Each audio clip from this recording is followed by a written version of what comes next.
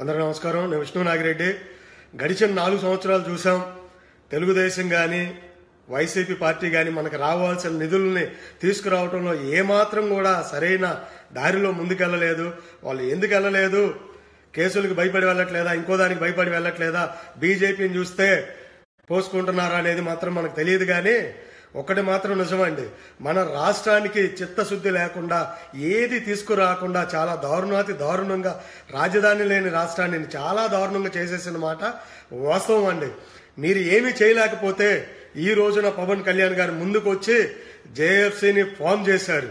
జేఎఫ్సీలో రాజకీయ విశ్లేషకులు అవ్వచ్చు, పెద్ద నాయకులు అవ్వచ్చు, రాజ్యాంగ నిపుణులు అవ్వచ్చు, వాళ్ళు ఇచ్చిన సలహా ఏంటంటే అవిశ్వాస తీర్మానాన్ని ప్రవేశపెట్టగలిగితే కనీసం సభలో మన బాధను చెప్పుకునే అవకాశమైనా మనకు ఉంటది.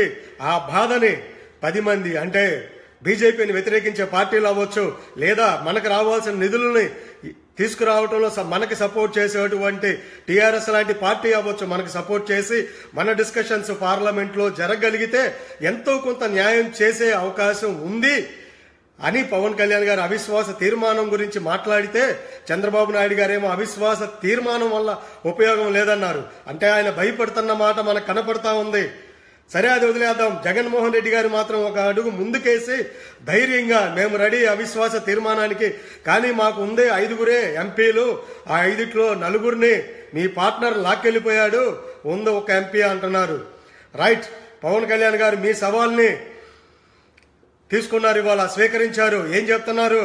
మీకుంది ఒక ఎంపీ అనుకుందాం, ఒక్క ఎంపీతో అవిశ్వాస తీర్మానాన్ని ఇనిషియేట్ చేయించండి. అట్లీస్ట్ ఇనిషియేషన్ ప్రాసెస్ స్టార్ట్ చేయించగలిగితే దెన్ కళ్యాణ్ గారికి మీరు సవాల్ విసిరారు, తీసుకురండి మీ పార్ట్నర్ని, లేకపోతే ఇంకోళ్ళని పార్ట్నర్ని తీసుకొస్తారు, ఇంకొకరిని తీసుకొస్తారు, ఆయన కష్టపడతారు, అందరినీ కలుపుకొని పోవడానికి చెప్పారు కదా. ఆమ్ ఆద్మీ పార్టీ దగ్గర నుంచి అవసరమైతే కాంగ్రెస్ పార్టీని తమిళనాడు, కర్ణాటక అన్ని రాష్ట్రాలు తిరిగి కావాల్సిన బలం 50 54 ఎంత కావాలంటే అంత తీసుకొచ్చి అవిశ్వాస తీర్మానం నెగ్గేలాగా చేయటంలో ఆయన కీలక పాత్ర వహిస్తానని చెప్పి మీకు సవాల్ విసిరారు కదా.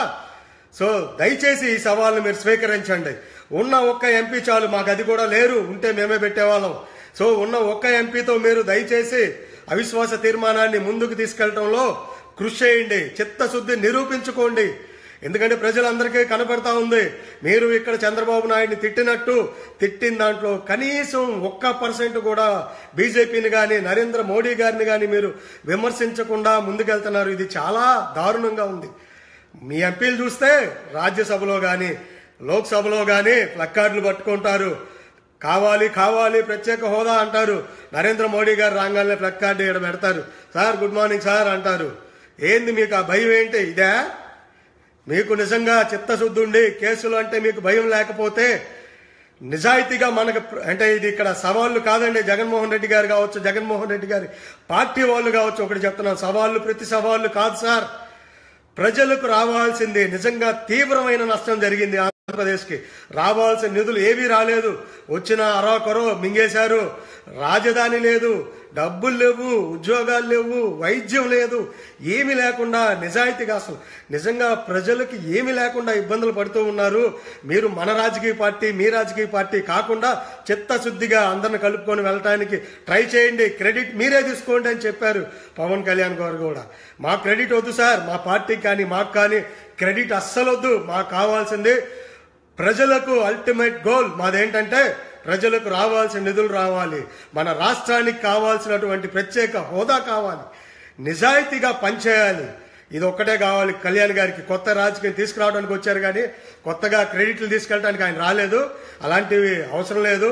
మీరు గుండె మీద చేసుకొని చూడండి, మీకే తెలుస్తుంది ఆయన క్రెడిట్స్ కోసం మాట్లాడుతూ ఉన్నారా లేకపోతే నిజాయితీగా చిత్తశుద్ధిగా మాట్లాడుతున్నారు. సో జగన్మోహన్ రెడ్డి గారి సవాల్ని స్వీకరించి మీకున్న ఒక్క ఎంపీయో 2 ఎంపీలో 5 ఎంపీలతోనో రాజ్యాంగం అంటే పార్లమెంటులో అవిశ్వాస తీర్మానాన్ని ఇనిషియేషన్ తీసుకురండి, క్రెడిట్ మీరే తీసుకోండి.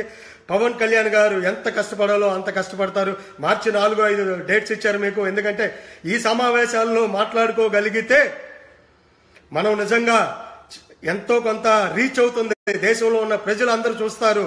పోయినసారి జరిగిన అన్యాయం వల్లే కాంగ్రెస్ పార్టీ తుడిచిపెట్టుకుపోయింది దేశంలో. అలాగే ఈ రోజున ఆంధ్రప్రదేశ్కి అన్యాయం చేస్తే బీజేపీ పార్టీ కూడా తుడిచిపెట్టుకుపోయే అవకాశం ఉంది. కాబట్టి మీరందరూ ఆ టైంలో పార్లమెంటు సమావేశాల్లోనే దీన్ని ప్రవేశపెట్టి మనందరం దేశం మొత్తానికి తెలియచేయాల్సిందిగా కోరుతూ ఉన్నాను.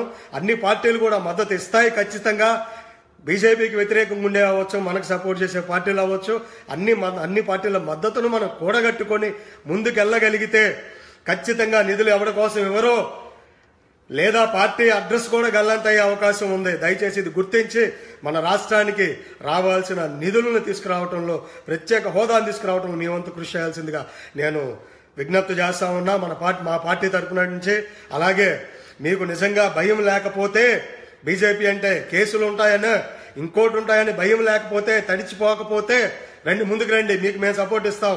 ప్రతి ఒక్క జనసేన కార్యకర్త గాని, పవన్ కళ్యాణ్ గారు గాని అందరం సపోర్ట్ ఇస్తాం. మేము కూడా మీ వెంట ఉంటాం, నడుస్తాం. మాకు కావాల్సింది అల్టిమేట్ గా ప్రజలకు మంచి జరగాలి, రావాల్సిన నిధులన్నీ రావాలి. చిత్తశుద్ధిగా మాట్లాడుతున్నాం సార్. ఆశించో ఇంకో దాని గురించి మేము మాట్లాడమండి. రండి, అందరం కలిసి వెళ్దాం, ఫైట్ చేద్దాం, మాట్లాడదాం. మా వాళ్ళు రెడీగా ఉన్నారు అందరూ కూడా. సో నేను అభిమానులకు ఒకటి చెప్తున్నా అండి, చాలా మంది నాకు మెసేజ్లు చేస్తా ఉన్నారు, పవన్ కళ్యాణ్ గారు నెక్స్ట్ ఎలక్షన్స్ లో ఏ పార్టీతో వెళ్తారు, తెలుగుదేశంతో వెళ్తారా, వైసీపీతో వెళ్తారా, ఇండిపెండెంట్ గా వెళ్తారా అంటా ఉన్నారు, నాకు మెసేజ్లు చేస్తా ఉన్నారు.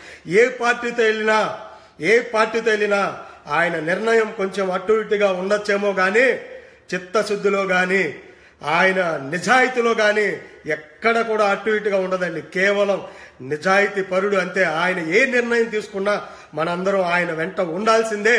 ఎలాంటి ఫలితం గాని ఏది కానీ ఆశించకుండా, మనకు కావాలని గాని పార్టీకి కావాలని గాని ఆశించకుండా కృషి చేద్దాం, కష్టపడదాం. ఒక మంచి రాజకీయ నాయకుడిని మన ఆంధ్రప్రదేశ్లో, తెలంగాణలో తెలుగు ప్రజలకు మనం అందించాలి. ఆ విషయంలో మనం కృషి చేయాలి. కానీ మనకేదో కావాలి, నాకేదో కావాలి, మీకేదో కావాలి ఇలాంటివి వద్దు. దయచేసి అందరం కూడా అలాగే వెళ్దాము. అలాగే కామన్ మ్యాన్ కి చెప్తున్నా, పవన్ కళ్యాణ్ గారిని అభిమానించే వాళ్ళు ఎలాగో ఆయన వెంట ఉంటారు, ఉండేలాగా మేమందరం కష్టపడతాం. కామన్ మ్యాన్ మీరు ఆలోచించుకోండి, పవన్ కళ్యాణ్ గారు క్రెడిట్ కోరుకునే మనిషా, ఆయనకి లేని క్రెడిట్సా? గుండె మీద చేసుకొని ఒక్కసారి ఆలోచించండి. అలాగే పవన్ కళ్యాణ్ గారు డబ్బు మనిషా? గుండె మీద చేసుకొని ఆలోచించండి. కాదు, పవన్ కళ్యాణ్ గారు నిజాయితీ గల మనిషి అని మీకు అనిపిస్తే మాత్రం ఆయన వైపు నుంచోండి. ఆ నిజాయితీ మీకు మనసుకు అనిపిస్తే, మనస్సాక్షిని అమ్ముకోకుండా, ఆ మనస్సాక్షిని ఒక కులానికో, మతానికో, ప్రాంతానికో తాకట్టు పెట్టకుండా నిజాయితీ గల మనుషులను మనం తీసుకొస్తే సింగపూర్ కాదండి, ఎలాంటి రాజధాని అయినా మనం తీసుకురాగలం, ఎంత ముందుకనే వెళ్ళగలం.